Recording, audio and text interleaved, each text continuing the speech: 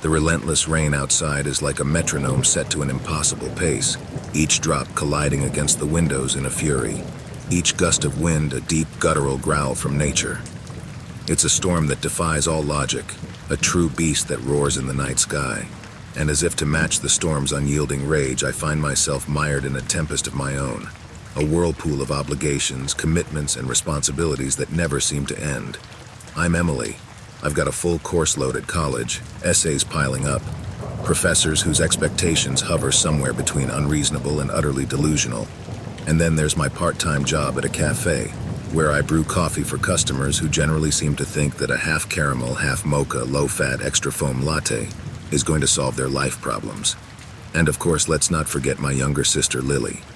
She's still in school, which means that in addition to everything else, I've also become her de facto parent, chauffeur, cook, and now it seems her emergency art supply runner. Yes, that's right. As I push my cart through the maze-like aisles of Walmart, a cart already half filled with essentials like bread, milk, canned goods, and yes, some ramen noodles for those days when even boiling water feels like an ambitious culinary endeavor. I find myself contemplating the complexities of weeknight dinners. Should it be pasta tonight? Or maybe I can do something with chicken. And while the rain hammers against the roof above me, an ever-present reminder of nature's mood tonight, I feel my phone vibrate in the pocket of my jeans. A text from Lily pops up, simple yet disruptive. Hey, can you also pick up some colored pencils? Got an art project due tomorrow. As I read it, I feel a rush of emotions. Frustration because of course she needs something last minute. Annoyance because this means rerouting my carefully planned shopping route.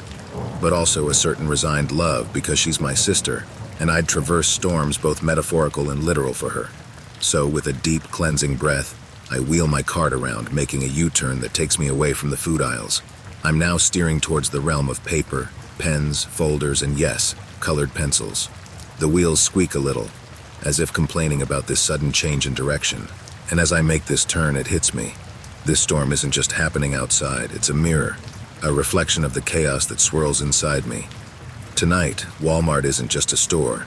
It's an obstacle course, a challenge, a puzzle to be solved. And like the rain that shows no sign of stopping, neither do the trials and tribulations of my life. Walmart never ceases to amaze me with its capacity to make the mundane feel slightly surreal. I've just picked up a pack of assorted colored pencils for Lily and placed them in the cart, next to the loaf of bread, when my eyes are drawn to something peculiar.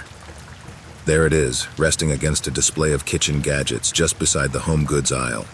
A lone umbrella. It's not just any umbrella, mind you. It's practically identical to the one I had lost last week during another, albeit less intense rainstorm. It had been a gift from my grandmother and had a unique design, so seeing its twin here throws me off balance. I find myself strangely compelled. It's not just that it's out of place, it's as if it's speaking to me, urging me to take it. I contemplate my cart laden with groceries and colored pencils, and the choice seems simple. I walk over to the umbrella, feeling a shiver snake up my spine, a tingling that grows more pronounced with each step. As my hand wraps around the umbrella's handle, the sensation becomes impossible to ignore. Is it coincidence that led me to an umbrella identical to my lost one? Or is there something more? I pause for a moment. What's the phrase people use? There are no coincidences? But that's just something people say to make sense of the inexplicable. Shaking my head, I lay the umbrella across the top of the shopping cart, disrupting the neat arrangement of groceries and stationery.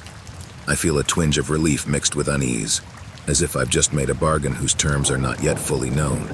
The store feels different now, bigger somehow, as if the walls have moved farther apart, or the ceiling has lifted a few feet higher. I glance around, looking for a sign that I'm not the only one feeling this shift. The store is quieter than before, the remaining customers having completed their shopping and the night staff focused on restocking shelves, indifferent to my internal debate. Then, just as I'm contemplating the strangeness of it all, the lights flicker as if winking at me. I could easily attribute it to the ongoing storm. Electrical disruptions are commonplace during such tempestuous weather.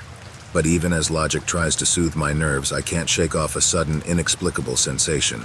I am being watched. My breath quickens. For a split second, I consider abandoning my cart and making a run for it. But then I reason that it's just stress, fatigue, and maybe an overactive imagination. So I push those thoughts away, opting to focus on the present.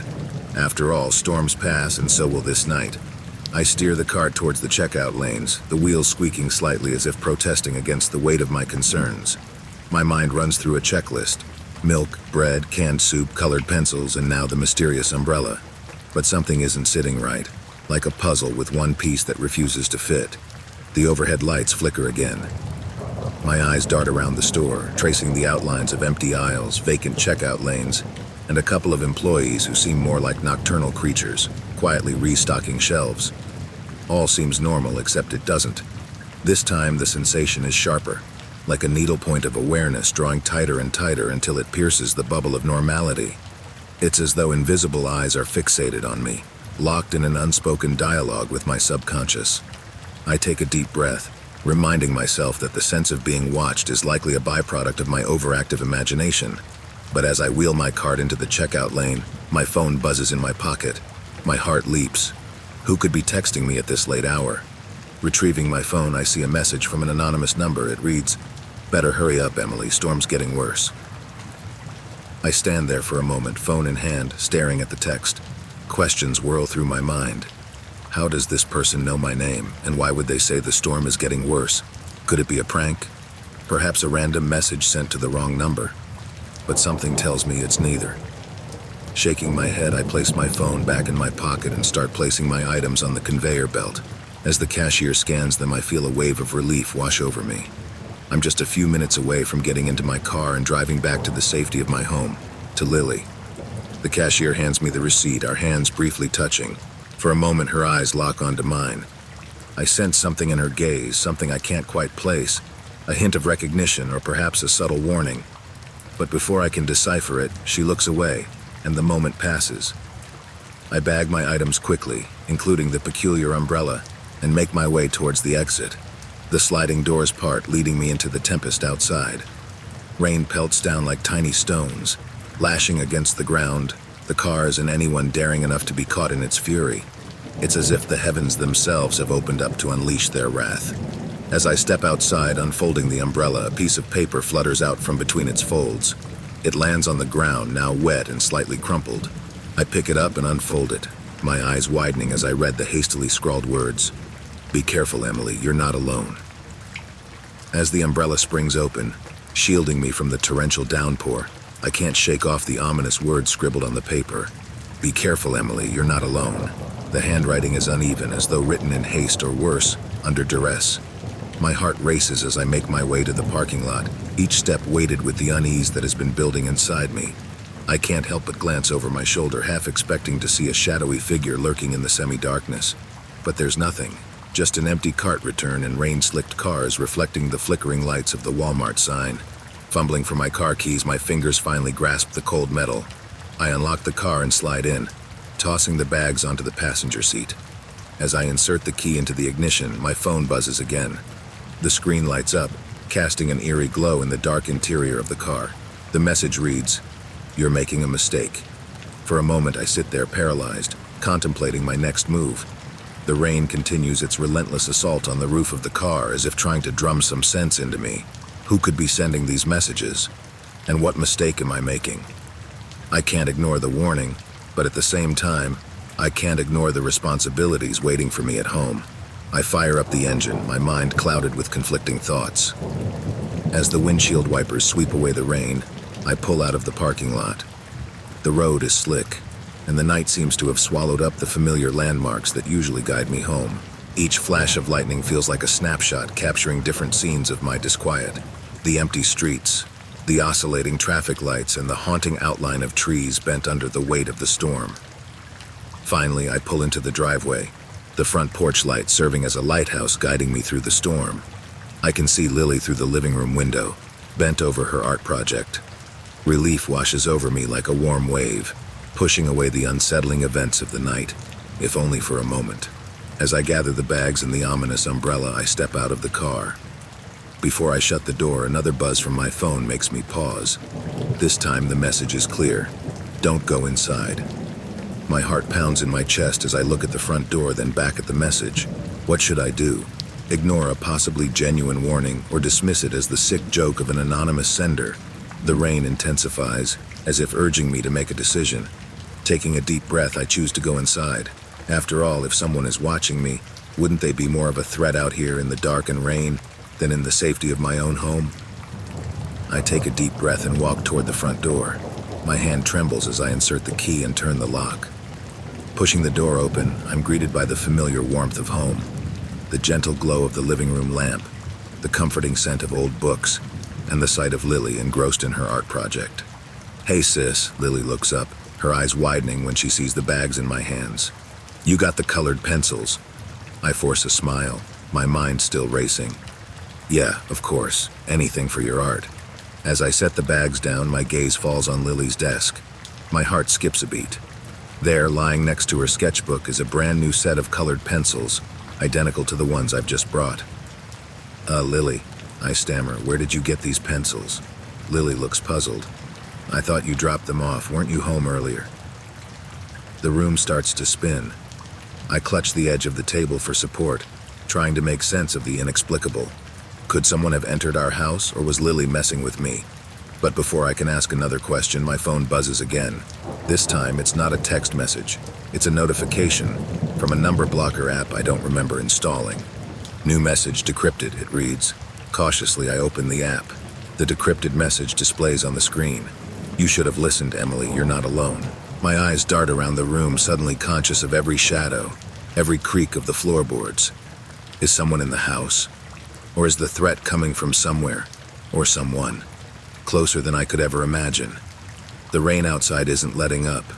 It's pounding on the windows in a ceaseless rhythmic fury, as if Mother Nature herself is trying to deliver an urgent message. My hands are clammy, gripping my phone so tight it might as well be an extension of myself. What started as a routine trip to Walmart has spiraled into a labyrinthine enigma far beyond my understanding. With each gust of wind and torrent of rain, the storm outside seems to amplify my inner chaos. It's as if the elements are acting out the turmoil I feel within me, echoing the latent dangers that I'm only now beginning to recognize. And then, in that surreal silence of our home, I hear it. A creaking floorboard from upstairs that can't be dismissed as the house settling or the wind. Time stops, someone is in the house. The realization strikes like a bolt of lightning.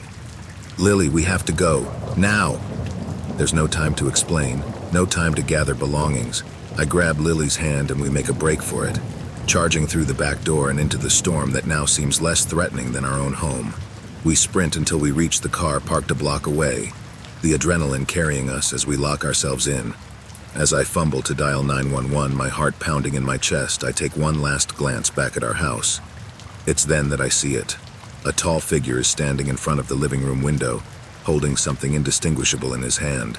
The transient illumination from a flash of lightning reveals just enough to terrify me. My finger hovers over the call button, then presses down as I report what has just occurred, my voice a shaky mixture of fear and urgency. Now sitting in the car under the ceaseless drumming of rain on the roof, questions whirl in my mind like leaves in a tempest. Who was that figure? What did he know? And why was he in our home? The rain seems to mumble secrets as it splatters against the windows, matching the eerie events that have unfolded. Sometimes questions only beget more questions, and as we sit, waiting for law enforcement to scour the house we once deemed safe, the enigmatic whispers of the storm seem to deliver a warning that tonight's maze of dangers and questions is just the beginning. My heart is pounding, and it's not just because of the footsteps echoing behind me in this nearly empty Walmart. For a moment I consider running, but then I flash back to how my evening started. It was supposed to be just another night, maybe a lonely one, but ordinary. I'm Lucas, a newly single dad who's juggling life like never before. The storm outside was unforgiving when I pulled into the Walmart parking lot, raindrops hitting my windshield like tiny battering rams. My daughter called me to say she'd be fine alone for a bit, but she was already sounding more and more like her mom every day, strong, yet distant. As I got out of my car, the wind almost yanked the door out of my hand. The sky was a murky soup of clouds, thick and ominous. Every droplet of rain that hit me seemed to sting a little, like nature herself was reminding me of the mess my life had become. Pushing a shopping cart with one squeaky wheel, I wandered through the brightly lit aisles. My cart was a sad portrait of bachelorhood, milk, bread, a ready-made chicken for dinner, and some veggies I hoped I'd actually eat before they went bad. I planned to get in and get out, No dilly-dallying. The list of items my daughter texted me was ingrained in my mind. As I placed each item in the cart, it was like checking off a list of responsibilities I was still managing to meet despite everything.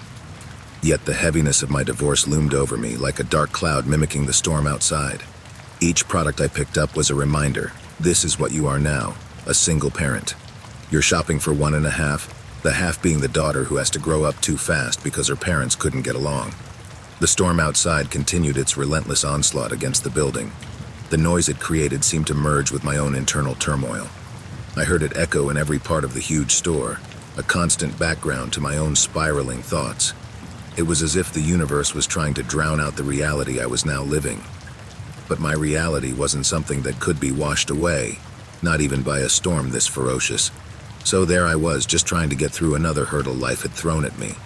Focused on my shopping list, I didn't immediately notice the oddities around me. I was too wrapped up in my own world. But that's when I heard the footsteps and everything changed. The footsteps broke the pattern of my thoughts. I looked up and that's when I noticed him. A man in a trench coat pacing a few aisles away from me. I couldn't see his face clearly, but I could sense something off about him. It was more than just the odd choice of attire. It was the way he moved, like a predator sizing up its prey. He looked over and our eyes met for a second. He grinned, but it wasn't friendly. It sent a shiver down my spine. As I pondered what to make of him, my phone buzzed. My daughter's name flashed on the screen. "Hey, sweetie, what's up?" "Dad, the lights at home are flickering. Do you think it's the storm?" "Probably. Don't worry, finish your homework and I'll be home soon." "Okay, Dad, be safe." She hung up and I was left feeling uneasy. The lights flickering at home and a creepy guy here at Walmart. My nerves were starting to fray. Was it just the stress getting to me, or was there something more sinister at play? Despite my misgivings, I decided I needed to finish shopping. I still needed to pick up a few more things, and then I could get out of this place and back to the safety of home. However, as I turned into another aisle, I couldn't shake off the feeling that I was being watched. I glanced over my shoulder. Sure enough, the man was there again, now even closer than before. His hands buried deep in the pockets of his trench coat, his eyes meeting mine once more. The grin returned to his face, wider and even more unsettling. He seemed to be everywhere I went, turning up like a bad penny. A thought crossed my mind. Should I confront him? My gut was telling me to keep my distance, but my fear for my daughter's safety was starting to outweigh caution. If this guy was following me, I needed to know why, especially with my daughter alone at home. Taking a deep breath, I turned my cart into an empty aisle. It was time to face this, whatever this was. I had no idea what would happen next, but I felt I had to know. I steered my cart into an empty aisle between shelves of car supplies and pet food. My grip tightened on the handle, my phone buzzed again, but I ignored it. My eyes were locked on the entrance of the aisle, waiting for the man in the trench coat to follow me in. I stood there, the seconds stretching out, each moment feeling heavier than the last, and then the lights flickered. For a split second, the whole store was plunged into darkness. My heart jumped.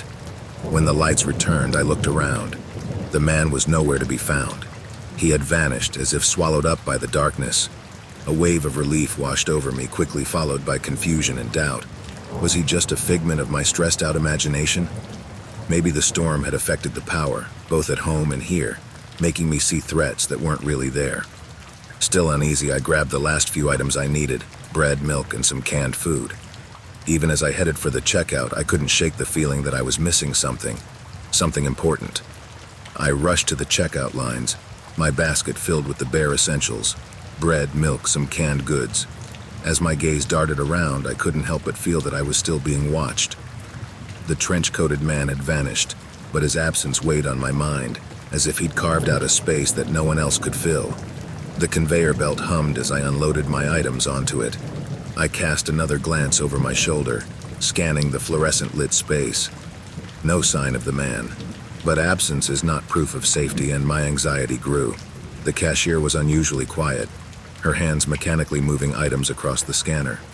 I hardly noticed her, my attention hijacked by the buzzing of my phone in my pocket.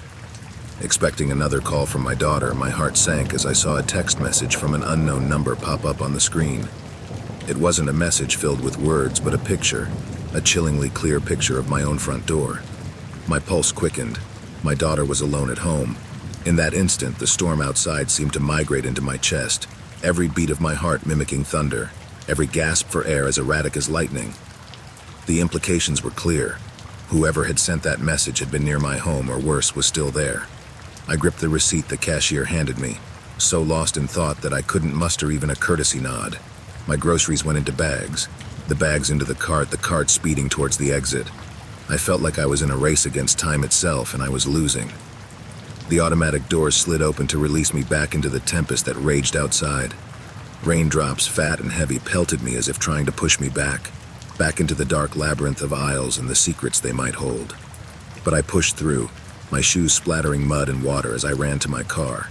Throwing the grocery bags haphazardly into the back seat, I fumbled to stick the key into the ignition, my hands unsteady.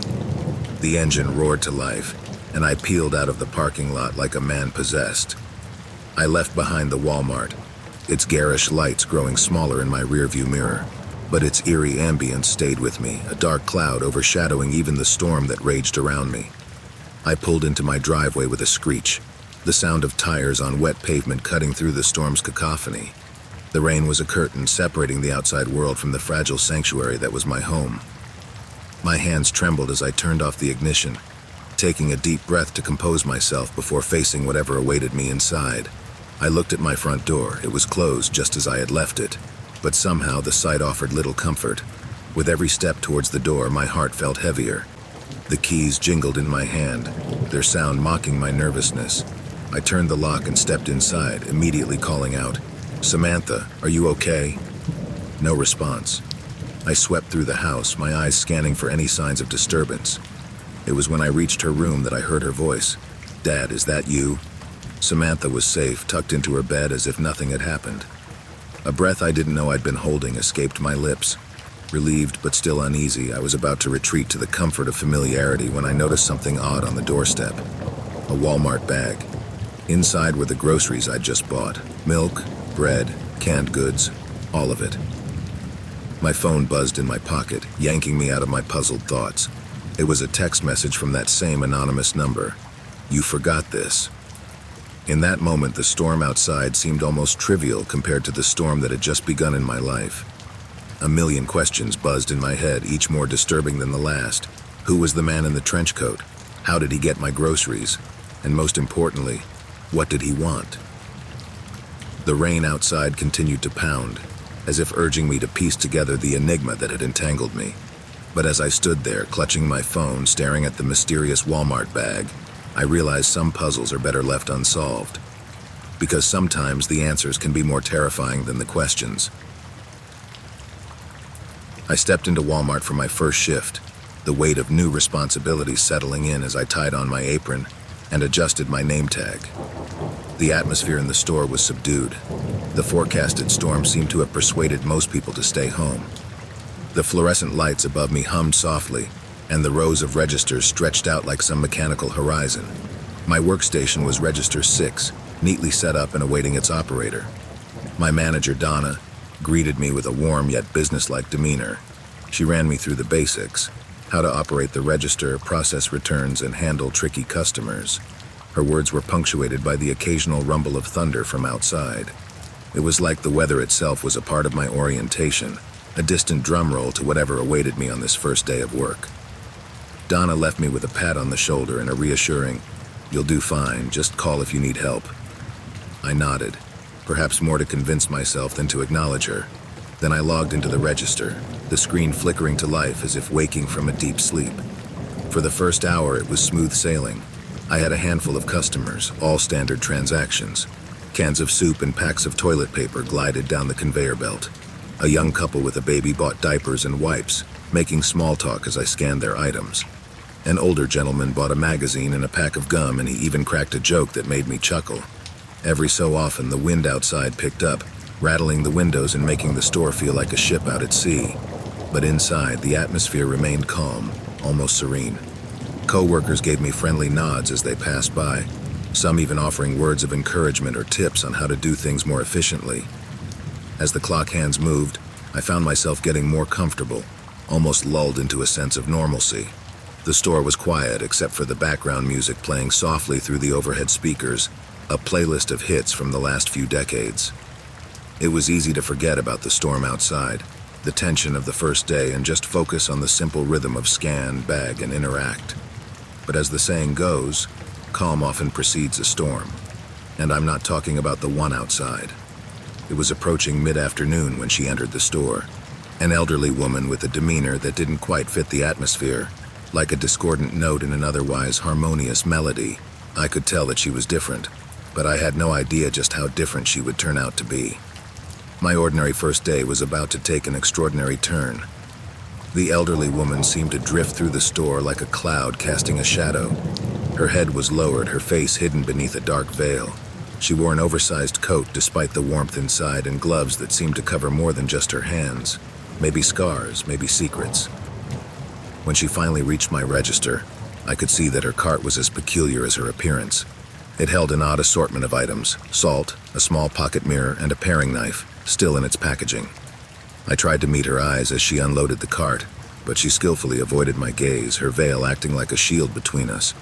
As I scanned her items, I couldn't help but notice the strange tattoo peeking out from beneath her glove. It looked like some kind of arcane symbol, worn and faded but still distinct. Normally, I'd let something like this pass without question, but today was already proving to be no ordinary day. While the salt and mirror went through without issue, the register paused when I tried to scan the knife. I checked the barcode and tried again, feeling the old woman's eyes finally meet mine as if this hiccup was expected. The scanner beeped loudly, acknowledging the knife, and I sighed with relief. "Do be careful, my dear," she said softly, her voice lined with a gravelly sort of wisdom that you can only get from living a long, complex life. One never knows whom to trust these days. The timing couldn't have been more unnerving. Just as she uttered those words, a clap of thunder resonated through the store, shaking the windows and rattling the products on the shelves. It felt as though nature itself was punctuating her warning, amplifying the unease that already bubbled inside me. I managed a shaky smile and completed the transaction. She paid in cash, her gloved hand barely touching mine as she handed over the bills. Before she turned to leave, she looked up slightly, enough for me to see her eyes, cold and somehow knowing, before she shuffled away, disappearing as mysteriously as she had arrived. I stared after her, my hands still trembling slightly as I placed them back on the register. I tried to shake off the discomfort, reminding myself that this was just a job, that I was just a cashier, and that strange customers were probably part of the deal. Yet as I glanced at the clock and saw that my shift was halfway done, I couldn't shake the sense of foreboding that settled over me. I felt like I had just crossed some invisible line, moving from the simple worries of a first-day cashier into something much darker, much deeper. I tried to refocus, to return to the easy rhythm of scan, bag, and interact. But the old woman's cryptic words echoed in my mind, mingling with the distant rumbles of the ongoing storm. "Do be careful, my dear. One never knows whom to trust these days." And trust, I realized, had just become a luxury I could no longer afford. The rest of the shift seemed to move in slow motion. Customers came and went, their faces blurring together into a tapestry of small talk and forced smiles. I replayed my interaction with the old woman over and over in my mind, each time zeroing in on her parting words. After scanning another customer's groceries and wishing them a good day, I heard the sound of footsteps approaching my counter. I looked up and saw a coworker, Sarah, who was scheduled to take over the next shift. "Hey, you look like you've seen a ghost," she said, taking note of my pallor. "You have no idea," I mumbled, shaking my head as if it could somehow dislodge the discomfort that had settled there. As I began to tally up my cash drawer for shift change, I couldn't shake the feeling that someone or something was watching me. My eyes darted to the store's cameras and then to the dark windows where the storm still raged on. "So, how was your first day?" Sarah asked, trying to cut through the tension with her cheerfulness. "Eventful," I responded, finally locking the cash drawer and letting out a long, slow breath. "Had a customer that was out of the ordinary." Sarah raised an eyebrow. "We get all sorts in here, but it's usually harmless. What happened?" I hesitated for a moment before deciding to share the unsettling encounter with her. After recounting the details, I couldn't help but ask, "Am I just being paranoid? It was probably nothing, right?" Sarah shrugged, her eyes not quite meeting mine. "Honestly, I've seen some weird folks come through here, especially on stormy nights like this one. But if you're asking me if you should ignore your gut feeling, the answer is no. Always trust your instincts." I nodded, the resonance of her words weighing heavily on me. Trust your instincts. My instincts were screaming that something was not right, and as if on cue, another crack of thunder echoed through the air, as though to punctuate my newfound resolve. It felt as though the universe was aligning in a twisted, ominous way, granting legitimacy to my fears. I grabbed my bag, said goodbye to Sarah, and headed to the employee break room to clock out. Just as I swiped my card, my phone buzzed in my pocket. A text message. But not just any text message, it was from an anonymous number. "I see you," it read. My breath caught in my throat. I looked around frantically, half expecting to see the old woman lurking in the shadows, but I was alone. I rushed out of the store, my heartbeat drowning out the sound of the pouring rain and the distant roll of thunder. "Trust your instincts," Sarah's words echoed in my mind. And right now, my instincts were telling me that I was entangled in something much larger and more terrifying than I could have ever imagined. I stepped out into the storm, rain pelting my skin as if trying to awaken me from some surreal dream. As I dashed toward my car, parked under the dim glow of a street lamp, my phone buzzed again. My heart sank as I read the new message from the same anonymous number. "Did you find what you were looking for?" I quickly unlocked my car and jumped in, locking the doors behind me.